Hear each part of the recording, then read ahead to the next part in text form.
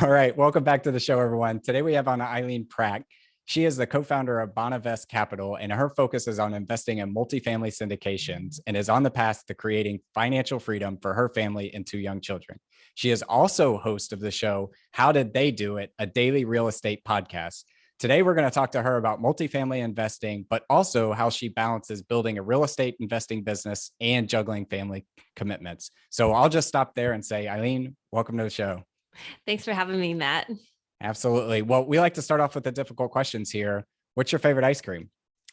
I would have to say my go-to favorite ice cream is probably chocolate. Okay. No flavor to it, just chocolate, just straight chocolate.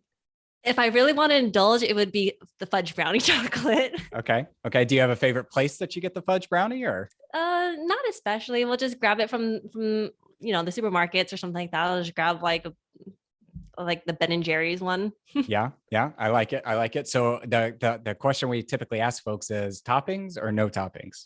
No toppings. Okay, just a straight chocolate fudge brownie girl. Yep. I like it. So tell our listeners, what's the scoop? What do you do today? So today, me and my husband, we're still in our W-2 jobs. I'm in the aerospace industry and finance. And then also we do real estate investing on the side as well. So I'm focused on multifamily syndications. We've invested passively and also actively as well on both the limited partner side and the general partner sides as well. That's awesome. Well, I typically like to go to where'd your real estate journey began, but I've doing my research on you. You have a very interesting backstory. And I kind of want you to share a little bit about some of your family history and backstory there. Yeah, sure. So a little bit about my back history, my family. So my parents came from Cambodia. They were immigrants. They were refugees escaping from a genocide that had just happened. So the country was in war. They lost a lot of family members. And so it was a really difficult time for them to transition from, a place where they knew and found as home to somewhere where they were completely new to. They didn't have connections. They didn't have, understanding of English language. They didn't really, they had to build everything up from the ground up, basically. And so, with a lot of perseverance, hard work, and just a lot of grit that they've had, they were able to build up a secure financial lifestyle for themselves and to impart a lot of great knowledge about finances, how to save, how to put in the hard work and the time and making sure that you got the education to set a really strong foundation for yourself so that if anything happens, you're always secure. Because I think that coming from a situation like that, the main thing for them is to make sure that you and your family are safe and that you have enough security, in case something happens. Absolutely. Were they involved in real estate at all, or what did they do when they immigrated here? Yeah. So when they first came here, they were doing very odd end jobs. My mom, she worked in a cannery. My dad, he did a lot of he did some electrical work and everything like that. So they didn't get, real estate takes a little bit of time. They didn't have the education, they didn't have the know-how with real estate. It wasn't until later in life that they actually got more involved in real estate. So they, eventually started doing single family homes, duplexes, triplexes, fourplexes, and stuff like that. So we got introduced to real estate and what passive income could do. Yeah. And how did they view when you first started your investing journey, kind of taking a quote unquote risk and investing in real estate and things like that? Were they fully supportive or were they a little nervous about it? What did that look like? Yeah. So it's, we always go back to wanting to get the education standpoint. So from where they're coming from is really make sure that you're understanding whatever you're getting yourself into. Make sure that you know it, that you're minimizing as much of the risk as possible. So they already know that real estate is a really great place to create wealth, to create, foundation for yourself, passive income in case something happens, another stream of income. And so when we got into multifamily syndications, that was something very different for them because they didn't understand what it was, even ourselves too. It was a very new concept because, when you're thinking about investing in more than 5+ doors, getting into multi-million-dollar deals, typically normal people don't get into these types of investments, and a lot of people don't know about it. And so a lot of nobody in our network really had any experience with it. So it was a new concept that we were introducing to them. So how we approached it was, we're studying this, we're reading a bunch of books, we're listening to great podcasts like Matt's here, and really just understanding and trying to understand like what the model is, how does it work, and is it something that we would be comfortable investing in ourselves? Yeah, absolutely. And with the plethora of information there is available these days, I mean, it's a lot easier than it certainly was. And I've heard you say on previous shows too that, when you look at these big apartment complexes or big office buildings and things like that, it's only the big banks that could own those. But really, if you realize you can syndicate and pool resources and go do those together. But your journey in real estate didn't start with syndications, if I remember correctly. Is that right? Yep, that's How right. We didn't start. Yeah. How did your journey begin in real estate? So we actually started with single family because, within real estate, we did what we understood, what we were familiar with, which is the typical single family. What we were going to start with was investing, in our backyard, because not a lot of people have experience with investing out of state, at least in our network, right? And so what we did was when we tried to look in, because we live in California, it's really expensive out here. The cash flow isn't really there. And it was really difficult and really competitive to get into the market from where we were looking for. So we started asking around what other people were doing. When we just started doing more research, we found that you can invest out of state as well. And so that took a little bit of a mindset shift too, because it was a big change from actually driving to the property, seeing it, being able to visit it whenever you want versus going out of state, managing a property from, all the way from California, not having the connections out over there and trying to figure out that whole entire process. But we ended up partnering and finding a couple of turnkey properties that we got into that was minimal management on our end. So we worked directly with property managers and stuff like that. And that's kind of where we got started with, was the single family turnkeys. Was your so before you went turnkey and out of state, did you ever buy anything in California? Yeah, well, we bought our own like single family homes or our own personal residence. And at that time when me and my husband, I was pregnant with our first son, we had actually moved in with our family to get some additional help, and then rented out our own home to renters as well, while we were getting some help. Yeah. What did the numbers look like on that? Because I'm just curious, I don't know when that was 5-10 years ago, but I'm just interested. What are the numbers on that? Yeah, it's not very high at all. Our main concept at that time wasn't to create cash flow. It was just rent it out so that we can cover the mortgage. That was our main thing. And so we ended up, making a little bit on top of that. But it wasn't, we weren't going to retire anytime soon with that. Yep. So you decided that you want to go out of state and you started looking at turnkey providers. So could you maybe tell our listeners first, what is a turnkey provider? How does that differ from just buying a single family unit? Yeah, sure. So the turnkey, what it is, there's a company out there who has these properties that you can purchase from. And so they work with other companies who rehab the properties. So basically they have either you can purchase it with a tenant in place or a tenant in place at closing. And so basically that's what we did was we worked with this company to, purchase a couple turnkeys so that when we went in, there was minimal management on our side. Everything was already done. The tenant was in place at the time of closing. So we didn't have to worry about putting somebody in place. The property manager was already there. Now it was just communications on a month-to-month basis with the property manager and making sure that, the rents are paid on time. The tenants have what they need. And then just the communications with the property managers, but we didn't have to deal with the tenants directly. Where was that market, out of curiosity? St. Louis. Okay. Did you only buy one there or did you buy multiple? Yeah, we did a couple, but then now we just have the one. Gotcha. And do you mind saying the name of the company? Because I know there are different providers out there. It was with Marco Santarelli. Okay.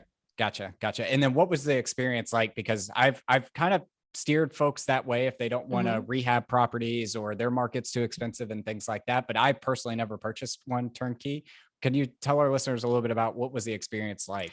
Yeah, it was really great because you have a representative that's working with you. And so you're in contact with them the whole entire time. And the process was really great. Him and his team were very accommodating, and I felt like they were looking out for your best interests as well. And so you have like different strategy conversations. If there's any issues, they would definitely work with you on that.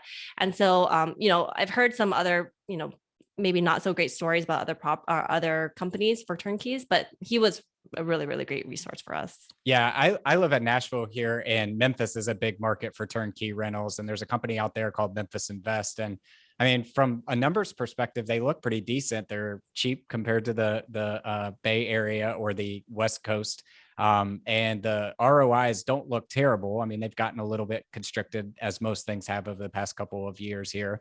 But the idea that you can have a dilapidated house already be renovated and a tenant in there, and they're going to manage it for you, is a nice, easy way for people to get involved into single family real estate. Yep. So you didn't stop there though. So you going down this journey, you acquire a couple turnkey properties. What happens next? So from there, we were kind of doing the calculations because we were trying to figure out a way, how do we supplement, my husband's or both of our incomes in the event that something happens to our jobs. We were just starting a family and everything like that. And so we really wanted to have that security again.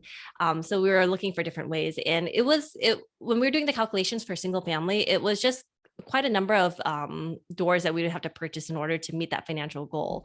And so we're like, okay, well, there might be a better way. There must be a better way to kind of do this, to kind of get us to that goal faster. And so as we were like talking to other people, the term syndication came up, and we're like, well, what is that? And so that's when we started like looking into it. And the more we studied and we understood what syndication was, it started to make sense, and it aligned more with our personalities and the goals that we wanted to reach.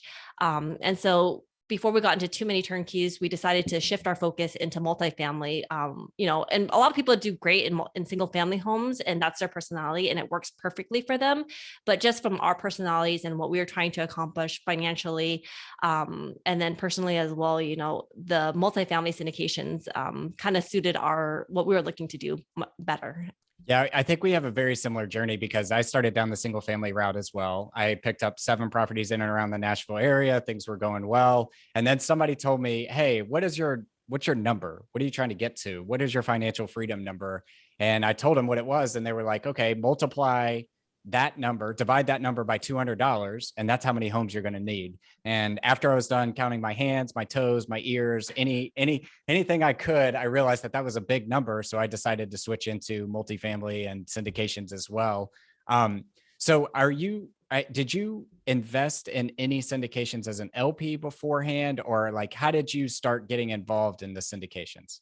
Yeah. So I'll take a step back first, because as we were trying to create the passive income, it was, I think when we really started looking at it, when my son, like I was telling you that we just started our family and everything like that. And with our son, we realized like how precious this time was to be spending with him. And so because we worked with our W-2 jobs and everything like that, it was, we both worked very far from work, and it was a long drive and everything like that. So we were wasting a lot of time driving back and forth. And so it was taking a lot of time away from our son. And so that was kind of the reason why like the multifamily syndications or real estate in general was a really great option for us, because we were able to invest in something, and we were able to, depending on your goals and what you're looking to do, you can either be actively or you can, be a passive investor. And with multifamily syndications, what we did first was we did passive investments, because we wanted to understand the model. We wanted to partner with somebody who was familiar with it, who was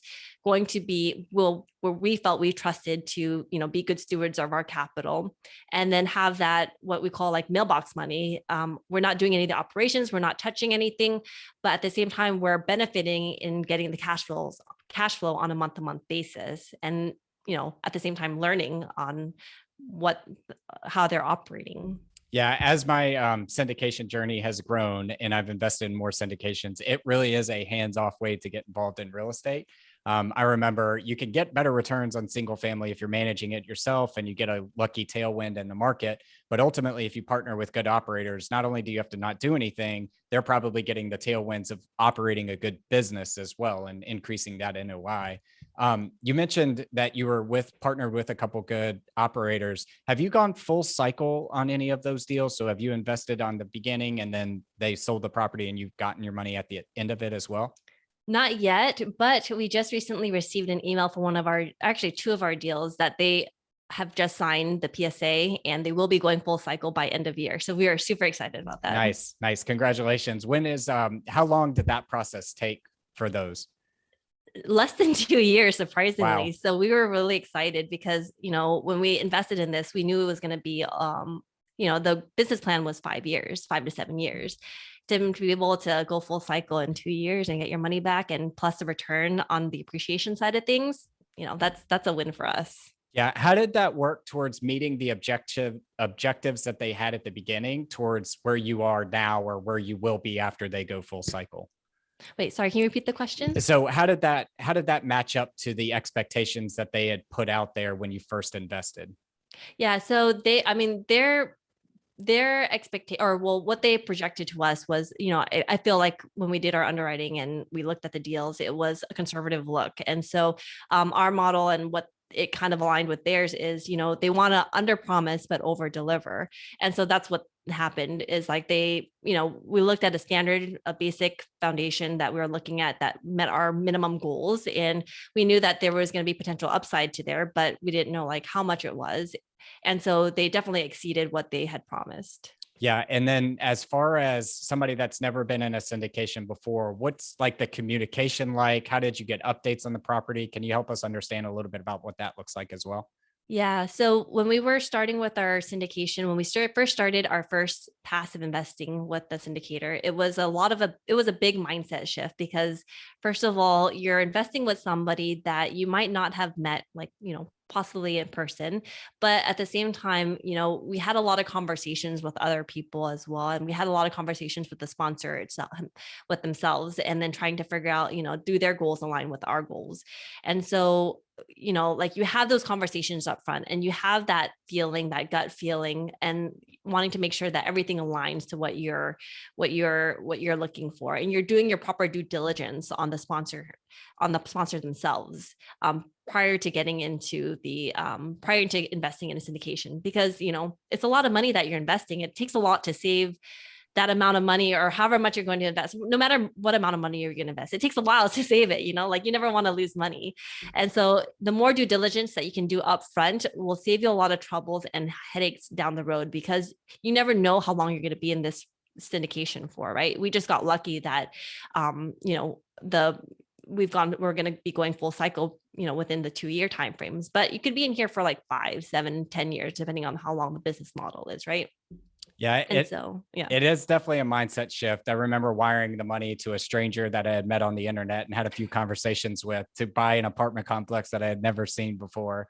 And it was tough, right? But I think where there's risk, there's reward. And at a point, you have to get over that mental hurdle and put yourself out there knowing that you could lose, but ultimately you'll learn. And I just want to give a shameless plug to your website. You actually have a checklist on due diligence out there that I read through. And it's a fantastic starting point that, hey, if you're going into an operator and you've never met them before, what questions should I be looking for and questions I should be asking? I would encourage our listeners to go there and check that out, which we'll link in the show notes. I want to switch gears though on you a little bit and talk about the fact that you have a daily podcast, you're a W-2 employee, you have 2 children, and you're trying to build a investment business. And I've got to ask, how in the world do you do all of that? It's a lot of work, I'll tell you that. But at the same time, what has been one of the biggest blessing for us is that we have a lot of help too. We wouldn't be able to do this if we didn't have our family and support helping us when we need it with the kids and everything like that, because it does take up a lot of the time. And to be able to have that support from family is, that's the biggest thing that has allowed us to actually do what we're doing. And the other thing is, we all have a certain number of hours. We all have the same number of hours per day, and so what we've found is we have to be very careful with how we spend our time, and then be really cautious about what activities we're taking on, and to be able to juggle between wanting to spend time with our family versus spending time in our W-2s, and then spending times on our business, because we want to be the best in all different aspects. We want to make sure that we are doing well on our W-2s. We want to make sure that we're spending the time with our families and not getting caught up in building the business. And so what we've been able to do is, we would wake up early in the morning before the kids would wake up, or we would have to, after the kids go to bed, we have a couple of hours to ourselves, where we can focus on the business. And sometimes me and my husband, we have to take turns. Like on the weekends, if there's something that he needs to take care of, we'll do like time blocking. And so I'll be like, okay, well, you take 2 hours, 1 hour, whatever, like that, however long you need. And I'll take the kids and I'll watch them while you focus, and just focus on the task that you need to complete. And then afterwards we'll switch, or we'll spend time with the kids, but be really present in whatever we're doing. That has been, I think, the biggest helper for us to be able to focus and get our stuff done. Yeah. And since you brought it up, I mentioned co-founder at the beginning because you co-founded Bonavest with your husband.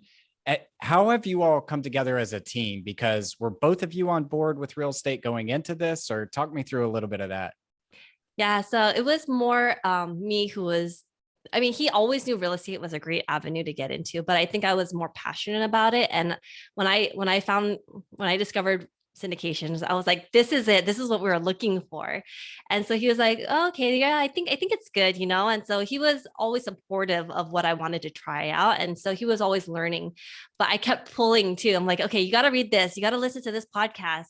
And the more and more he got into it, the more and more he started to like it as well, and started to really find passion in it, and really enjoy it as well. So now it's been really great because we were both able to bring in our strengths to the table in order to, help us both achieve it much faster. Yeah. Are there any tips for how you had that conversation? So you both knew it was a good idea, but you might have been a little bit more excited about it on the front end. Any tips you would offer listeners on how they can have that conversation with their partner or spouse or significant other? Yeah, so I think it's just like a kind of a gradual thing as well, because we talk about finances too. We're very open about like talking about finances, but then also being clear on what our goals are, and trying to understand like where do we want to be down the road, and how are we going to get there? And then we outline, we talk about like different streams and how we're able to, the different paths that we're able to take in order to meet those goals. And so we would just, have an open conversation about like, well, we want to do this, we want to do this, and then these are some of the things that we can do over here. But, if we do this, maybe it'll get us somewhere faster, or we like to do this a little bit more. And so it's just having that open conversation. And, things change over time too. It's not just like a one-off conversation. We have multiple conversations over time. And then that has allowed us to, stay on the same page as things are shifting around. Yeah, I'm smiling, and the thoughts that are going through my head is I see so clearly where I want to be in 20 to 30 years, but so unclear on the different paths that could get you there, because you could take multiple different paths and end up at the same direction. And I think it's important to have somebody that holds you accountable, you can have conversations with, you can spitball with, and things like that. And maybe it's your spouse, maybe it's a friend, maybe it's a coach or something like that. But that is very, very critical in your long-term success, in my opinion. I want to ask another question is, do you have any project management tools or anything you have to keep like life and business and W-2 and kids activities on track? Yes. So what we do, what we found to be the best tools that have helped us keep everything organized. It's pretty simple, but it's using like our Calendly and our calendar, because now we just put everything in there, appointments and everything like that. And so it keeps us all on the same page and remembering, because if I write things down, I will forget, but if we put on the calendar, I'll put on his calendar, I'll put on my calendar, and so then we can always check on each other on where everything's are going. And then also from a business side of things, we've been trying to use out Asana a little bit more from a project management tool to kind of, keep track of the flow of everything. And then we also use Excel as well to help us with organizing tasks. Yeah, I might cut this part, but I'm on this big track this big path of learning Notion, which is kind of like an Asana, but there's different things you can plug into it. You can share with other people so they can see tasks and things like that. So how have you kind of helped adopt Asana? Because I feel like a lot of my work is in my head, and it's hard to bring somebody else into your head to know what you're thinking and seeing and things like that. So how have you overcome the barrier of adopting Asana? I think what it is we just start whatever comes in your head. So actually somebody told me a quote that was like really great was, your head is for creating ideas, not holding them. And so whatever ideas that we have, we'll just start typing it in there, whatever it is. And then we'll, figure out a way to organize it later, but just putting it on paper, getting out of your head, I think that's the big first step. Yeah, I mean, that's why journaling I think is so important, is because your brain is meant for processing, not to be a file cabinet. And I'm in IT, so it's a processor, not a hard drive. And when I started journaling, I noticed all of these like subconscious weight and ideas that I was holding in my head, that when I put it out on paper in the morning, all of a sudden I thought more clearly and I could see things a lot better. Whereas when I didn't do that, even though I never knew those ideas were there or that I was thinking about it, they were clouding up my mind and my vision. Mm-hmm. So, all right. Well, this has been fantastic. I want to switch us now to the last 5 questions. We're calling these the 5 toppings. Our first one is, what is your favorite book, or what is something that you've read recently that's given you a paradigm shift? Yeah. So the first, especially in real estate, what shifted the whole entire trajectory of our business and what we were trying to do. The first book that I read that I still find absolutely helpful today is Joe Fairless's best ever apartment syndication book. That has a ton of great resources that I always go back to and reference. Have you ever taken his training? I've heard a lot of people reference Joe, but I've never like taken any of his training or read the book. Yeah, he's great. I would highly recommend it if you haven't checked him out. Awesome. Our next one is, I believe the person that you become 10 years from now is directly correlated to the things that you do every day. What are some of the things that you do every single day? I think one of the things that I do every single day, or at least I try to practice every single day now, and I found to be very helpful, is practicing gratitude, because sometimes we kind of get caught up in wanting to achieve our goals and everything like that. But if every day we just say 1 or 2 things that we're grateful for, I think that kind of keeps us grounded and kind of keeps us reminded of, why we're doing what we're doing. Yes. Good Lord. I cannot agree more with that statement. Our third one is, what's the best piece of advice you've ever received? One of the best pieces of advice is somebody had told me also, was focus on the who, not how of getting things done, because you don't always know how to get things done, but you might know who you can reach out to help you achieve whatever you're trying to achieve. Yeah, that is one thing my coach tells me every single week, is who, not how. Figure out who can help you do it, not how you're going to do it, because you don't need anything else on your plate. Our fourth one is, what's the thing that you're most proud of in your life? Would have to be my family. Never expected to have 2 great children, a great husband, and everything like that. And so I attribute it to, doing good in our lives and wanting to project that and attracting great people into our lives as well. And so I'm so super grateful to have such a great family and support around me. How old are your kids again? One is almost 3, and the other one is going to be turning 1 soon. Oh man, that stresses me out. Bless you. Bless you. Do you have any kids? No. And maybe one day, but I don't know how you balance it all. Our last one is, if you could sit down and eat a bowl of ice cream with anyone, dead or alive, who would it be and why? I was thinking about this question, and I would have to say, I mean, it's kind of funny, but it would have to be my son, because he's 3 years old, but when he sits down with a bowl of ice cream, you just enjoy it so much more because of how much he's enjoying his ice cream. And it kind of reminds you of, just appreciating the little things in life. And it doesn't have to be like a grand goal or anything like that, but just that little bowl of ice cream makes him so happy. And so just seeing him happy makes me happy too. Yeah. What is he, a fudge brownie chocolate as well, or? He likes vanilla. Vanilla? Oh no, we're going to have to introduce him to all of the worlds of different ice creams out there. Yes, he does. Awesome. Well, Eileen, if our listeners want to reach out and learn more about you and what you're doing over at Bonavest, where's the best place we can point them? Yeah, so they can, like you mentioned, they can go ahead and download our due diligence checklist for passive investors. And they can visit at www.bonavestcapital.com/checklist, or they can just email me directly and reach out. Happy to chat with anybody who wants to. It's Eileen, AILEEN, at bonavestcapital.com. Awesome. Well, you're such an inspiration for everything you're doing, not only with the real estate podcast daily, but building a great company and a family member as well. So thank you so much for being on the show. We'll have to have you back soon. Thanks, Matt.